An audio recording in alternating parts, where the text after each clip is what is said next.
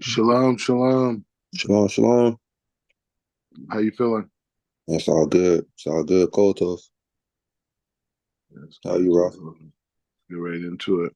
So I think so. What we'll do is on Erev Shabbos is something that we would like. Certain people. I don't know. Certain yeshivas would have like during the week. You're pretty much learning Gemara, and on the Erev Shabbos you learn a little bit on the Parsha. Okay. So I think that would be kind of like a minhag for us type of thing. Okay. All right. So okay. So Baal Shem Tov, I'm pretty sure it was like 200 years ago. Baal Shem Tov lived, and he's pretty much, as you know, like the Godfather, the person who basically brought like what we call Chassidut, to to the world, meaning that the Baal Shem Tov took a different fundamental approach to Judaism, and he went away from like kind of like the model of just kind of like Gemara learning and that kind of like being the solution along with the sources or whatnot. And he incorporated a lot of emotion, a lot of feeling, a lot of experiential like experiences of divine connection that maybe we would think like only prophets were able to achieve. So anyway, so the point is, so here's a combination of things that the Baal Shem Tov, has said from that he said to students that were copied down by the Rabbi Yitzhak Yosef. I think Yitzhak Yosef. All right. Anyways, so we're going on different. He goes on different points of the pasuk, right? So Elo Toldot Yitzhak ben Abraham lo holed ed Yitzhak, right? So Abraham, these are the generations of Isaac and the sons of Abraham. Abraham gave birth to Isaac. Okay, so how do we go? This verse contains a question and it is answered. The question is, how did Isaac, who represents the force of limitation, Gevurah, come to Abraham, who is the aspect of loving kindness? The answer is Abraham gave birth to Isaac. It is the force of Gevurah derives from those of Hesed, in order that they would be um, um, they'll be so in order that there should be concealment in the world, because when one person lacks something, another person gives it to him. The world becomes a foundation of Hesed, as the verse says. You have built a world of love. This draws down the force of love and kindness into the world. Okay, so just that idea, he's saying it's like crazy concept. You think about it. He's saying that the verse, as we read, I mean, I've been reading a lot of different commentaries on it this week, but he's saying the verse is actually a question because so the Rashi says like this, just to show you how different the idea is. Rashi brings a midrash that talks about the fact that there's people who doubted. We talked about that. You even said it. Were you the one that said that? The idea that Abraham and Yitzhak looked alike. Was that you? I don't think so. That wasn't you. Somebody else said it. Okay. Anyways, so the point is just saying that Baruch Hashem, some in Torah conversations. But the Mm-hmm. point is, so Rashi says that the reason why the verse reads this way, it's obvious, right? These are generations of Isaac, son of Abraham. So why does this say it again? So Rashi says in the frame of Peshat that he says he brings a midrash that talks about how people thought that maybe this wasn't Abraham's son because right before this, Sarah was kidnapped by Abimelech, the king of the Philistines. I think that's what he was, and he was the king, and she was captured. So they assumed that it had to be by these means of her with Abimelech that she gathered this child because there's no way these two elderly people can produce a child, right? Hagar was a much younger woman, right? And so that was the thing, right? So that was the whole concept, right? So he says, so the Torah says again, Abraham gave birth to Isaac. So he says that the second time that is mentioned is like an affirmation that yes, this is his son. And they're saying the reason why he hasn't mentioned it twice because there was a machlokas about whether Abraham was really his father, and then that's why the Midrashim brings other points that shows that they look alike and certain gematrias that they bring, whatever to show that. But the point is just saying so now, but Baal Shem Tov is saying something totally different on this voice. He's saying that the question is, he said this verse is actually talking about why is it, how could it be that Hesed could give birth to, could emanate Gevurah, right? If it's Hesed, Hesed should be able to just give Hesed, right? So how does Hesed give Gevurah? And so he says from here, he said this is the base of the foundation of the world. He says the second statement, Abraham gave birth to Isaac, he said, is the answer. The answer is that Hesed gave birth to Gevurah. Gevurah is an expression of Hesed. So loving kindness, this aspect of limitation, is a frame of it, and we see that we see that during the Omer, right? We have Hesed and Gevurah is a day, right? Mm-hmm. Mm-hmm. So he's saying like this over here. Okay, so he's saying on that point. So let's keep going. Yitzhak ish tim Yoshev Elohim. So he says sorry, it says, yeah, oh, sorry, wrong one. So it says, I have Yitzhak et Esav ki seed befiv. So he says, and Isaac, and says, in Yitzhak loved the Esav because of the trappings were in his mouth. It says that on verse chapter 25, verse 28. Rashi explains that Esav trapped and deceived Isaac with his words. The Baal Shem Tov comments on it that from the day Esav deceived Isaac, no tzaddik has ever been able to see bad in his children. Mm. It's interesting. Mm-hmm. Okay, so it says, Ekev Asher Shema Avraham Be Kuli. So he says over here, he says, Abraham obeyed my voice. He said, because Abraham obeyed my voice and kept my commandments, kept my charge, my commandments, my status, and my laws. So Rashi says on this point, so kind of jumping around a little bit. So he says, Rashi explains that Abraham observed all the Torah, both written and oral. How is this possible? How is it? People say all the time, Abraham kept the whole entire Torah. How's that possible? So Baal Shem Tov is going to explain. Our sages have said that in the future, the commandments will be annulled. I heard from my grandfather, the Baal Shem Tov, in his name, or in the name of the Ramban, that in the future, human beings will experience spiritual vitality that lies within every mitzvah. And how is it? And how is it that the very light force of the soul of all the souls? This is the meaning of the verse. If my covenant is not upheld day and night, then the laws of heaven and earth I have not established. The covenant refers to the Torah. Abraham appreciated. Sorry, Abraham.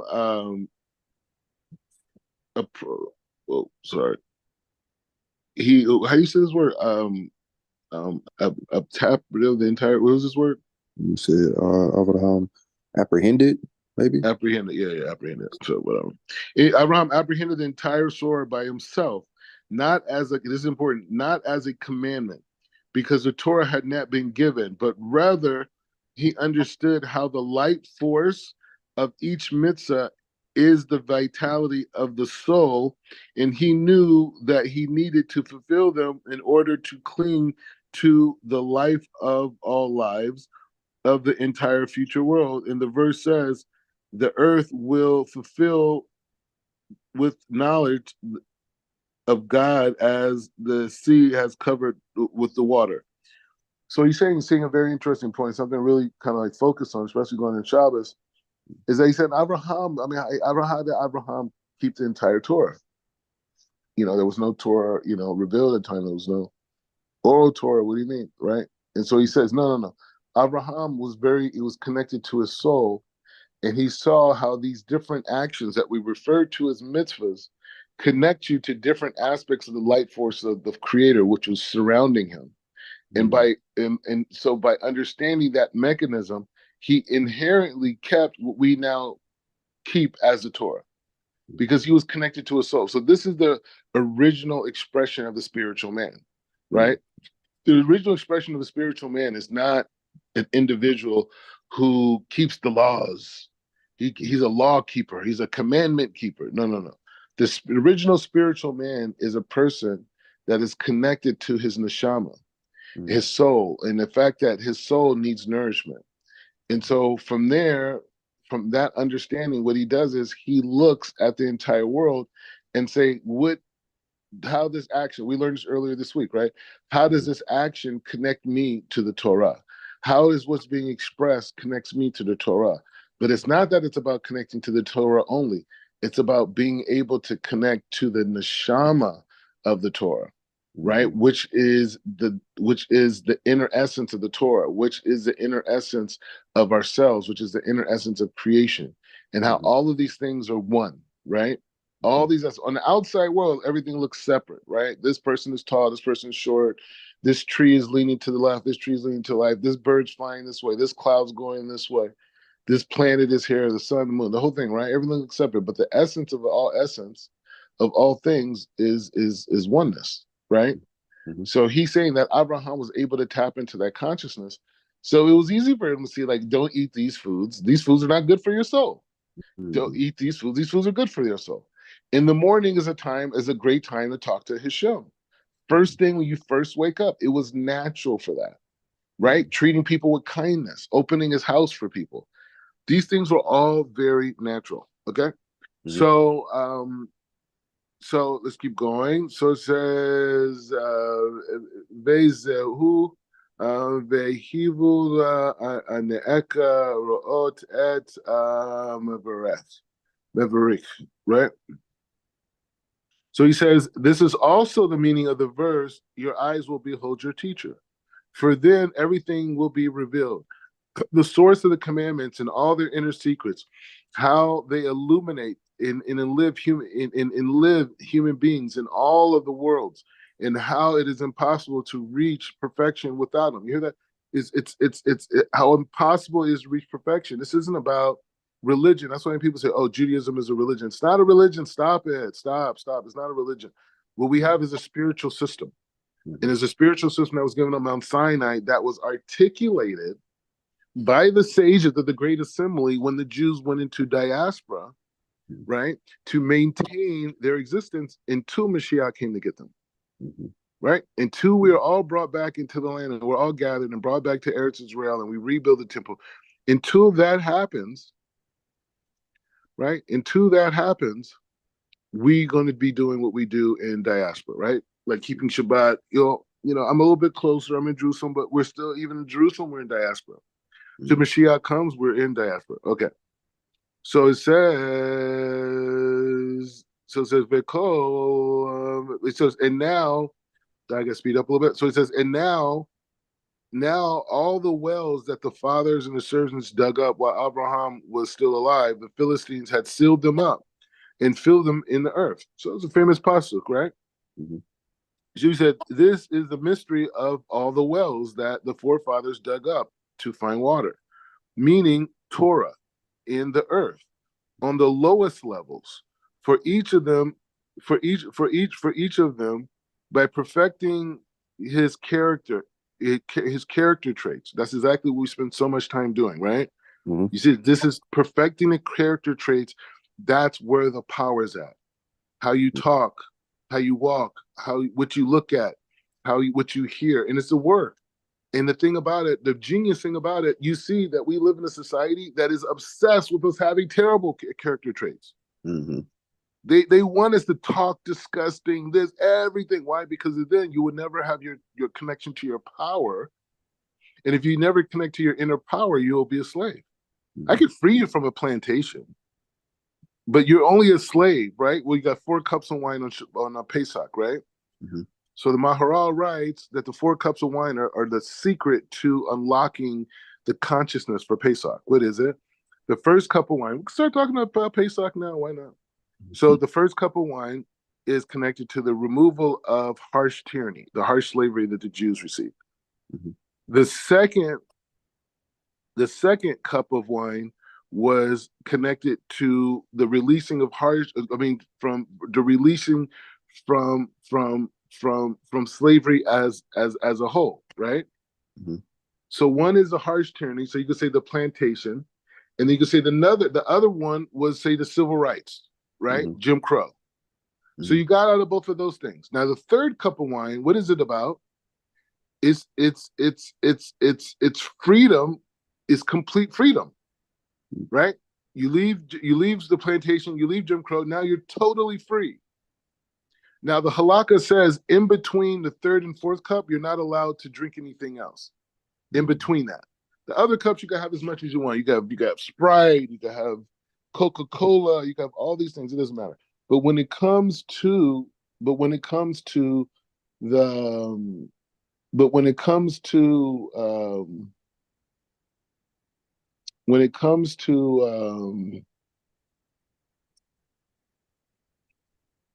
when it comes to the last two cup of wines, you can't drink anything. Why? Because the third cup of wine represents freedom, and the fourth cup represents freedom to serve God. Mm-hmm. So if people give you freedom, but they don't give you freedom to serve God, Mm-hmm. you go back into slavery, Mm-hmm. right? Mm-hmm. So when we're talking about this idea of building character and all, I mean, it's work.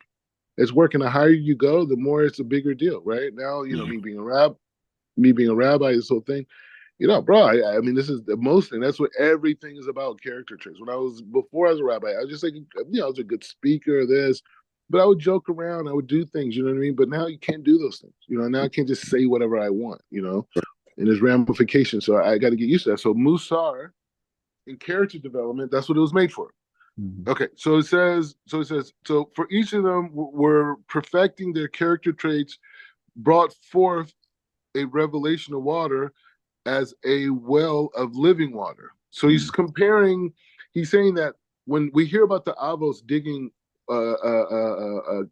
holes or digging wells for water, it's not that, it's actually they were bringing a Torah into the world.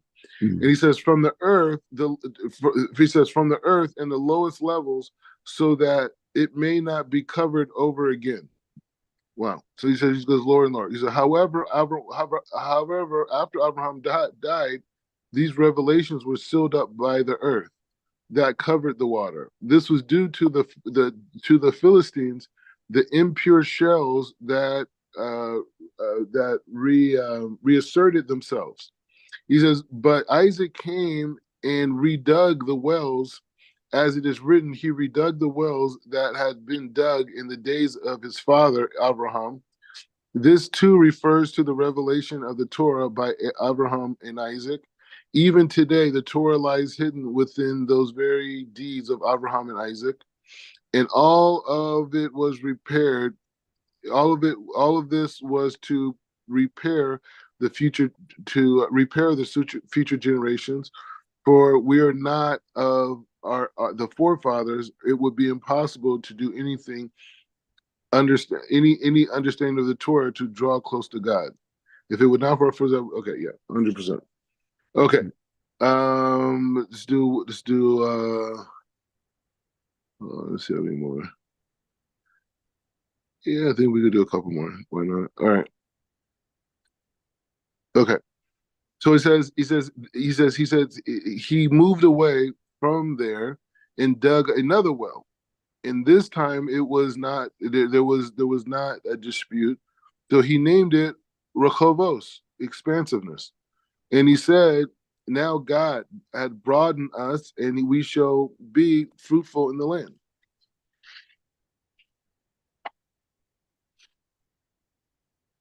He said, inner fear of God is called Rehovos.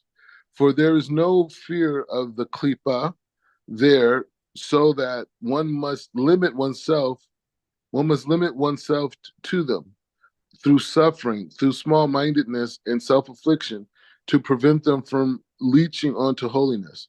Rather, God has broadened us with the inner essence of fear called Rehovos. when we shall be a future fruitful in the land, we will give forth the fruits to turn the multitude from sin, to be a rabbi and a rebbe, to uplift and create souls. However, if a person is a rabbi or a rebbe and lacks inner fear, he is from the klipa noga. Oh man, it's tough out here, man. That's heavy. That's intense. Mm. What are you gonna say? No, I'm saying that's intense. That's intense. Yeah, Yes. it's Yeah. intense. All right, so this is the last one. Wow, Shabbat. Okay. Okay, to Abakol Amara. Kol ha'olam nezun beishavel vehine beni. Okay, so he says, and may God grant you dew of the heavens and the fat of the earth, much grain and wine. Rob Levi says all the good that enters the world comes only through the merit of the Jewish nation. All the rain that falls is in their merit. All the dew that drop is in this merit. As they says, may God grant you the dew of the heavens and the fats of the earth. Grant you in your merit upon your upon it. It depends. The Talmud states, every morning a heavenly voice proclaims, the entire world is sustained through an account of my son Hananiah, and my son Hananiah makes do with the kav of the cherubs, and from week to week. That is, the tzaddik is like a path and a pipeline that carries fuels.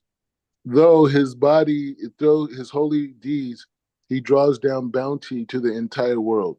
And just as the pipe takes no pressure from what passes through it, likewise the tzaddik only will and desire is to behest upon others. All right, so this just don't be clear on this. He says, okay, he said, he says that is the tzaddik is like a path and a pipeline that carries fluid. Okay. Through his holy deeds, he draws the bounty of the entire world. Okay. And just as a pipe takes no pressure from what passes through it, likewise, a tzaddik only will desire a tzaddik's only will and desire is to bestow upon others. And this is what the heavenly voice declares. The entire world is sustained by Beshavel.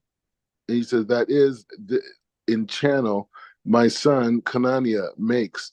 For it is like the path of a channel that thinks nothing of its own good, but suffices with a little, like a cob of a carrot from week to week. So I think that's self-explanatory. He's saying, like, in essence, like, you're in the righteous level when you're in the place of, like the Rob Berg would say, like the desire to receive for desire to receive for the sake of sharing, Mm-hmm. right? Versus the desire to receive for the sake of oneself alone, Mm-hmm. but the desire to receive for the sake of sharing, right? Mm-hmm. And so that concept, is the basis of the tzaddik, right? And he's saying that the tzaddik, he's, a lot of times, I was talking to a friend of mine, and they were saying, like, how, they were doing a lot of sharing, and they were out, and they doing this and this whole thing, and they were saying how exhausted they were, right? Mm-hmm. And I was thinking to myself, I didn't want to say anything, like, I didn't want to, like, be a guy who goes around giving everyone musa, right? Mm-hmm. But in essence, I said to him, I was thinking to myself, I was like, you know what? But that's a sign that the ego is involved, right? Mm-hmm. Because when you're properly sharing, you never get tired, right? Because you're just a channel. Mm-hmm. Is when you have a desire, is when you have an agenda, we're expecting something in return, or you're not giving your authentic self, right? Mm-hmm. That's when that whole concept starts to fall apart, right? That whole concept of me and what am I getting, and my that type of thing. So I think that is a good sign. Anytime we feel overwhelmed, or we feel that, we're not getting what we want back, or what we're doing isn't fulfilling. If we're doing righteous acts, like being a teacher, well, I'm exhausted, I need time for myself. That means you weren't really teaching. Right. Because if you're just a channel, you're just a channel. You're just there. You just, the fire hose never gets tired. Right. It's just there doing its job, right? And so that aspect is that, and I'm trying to incorporate a lot of that, into my, my marriage, right? Is getting into that place. But you know what? There has to be boundaries too. You know what I'm saying? There has to be boundaries, because, some people could take that Jewish kindness and run with it. You know what I mean? Yeah, they could run with it. You know what I mean? I heard this guy said, I love the way like our people be breaking stuff down sometimes. And so I heard this brother, he said, yeah, some people, he said they fall in love with the hand, but not with the heart. Right. Right. He said he loved it. I was like, that is so real. Like he said he said they down with the yad, but they not with the lev. You know what I'm saying? And so he was like, yeah, he said they love what you can do for them, but not necessarily who you are. So you just gotta, it's a balancing act. You know what I mean? It's a balancing act. But anyways, you and your wife should have a beautiful Shabbat. We'll continue on this, and then what I'm gonna do is with this guy, this guy who's in Texas. What I want to do is figure out. I know you already said you're down. Figure out. I'm gonna talk to him after Shabbat, but figure out a time where we could do like a leadership class. You know what I mean? Like, well, we could just talk about leadership in the home, leadership within ourselves, leadership in our community, and I could find different teachings that have been used in the tradition for leadership, different rabbis, different people. Probably people more modern day type. I don't know. Who knows? We'll see different things. But I got some good stories that I've learned, and then by this process, we're gonna stumble upon new things. Anyways, I'm gonna go get ready for Shabbos. But again, Shabbat Shalom. We had a good week of learning. Next week should be better. I was thinking about it. I mean, I'm not trying to put ourselves on some ego level, but I just noticed once we started learning Kav Hayashar, Israel now got into a peace agreement. It did happen. Yeah. Fire. You know what I'm saying? Yeah. I'm not saying what I'm just saying. We changing our mito, all of a sudden, we start changing our behavior and our thing, and then all of a sudden the energy in the world shifts a little bit. You know what I mean? Yeah, I'm just saying. I'm with that. No, I'm with that. Yeah. I'm just saying. I'm just not. I mean, war breaks out. I'm not trying to take responsibility for it, but I'm just saying, like, we just started learning this, and I know both of us have changed this week from the learnings. So and we seeing changes in the outside world. I don't know. Maybe it's something.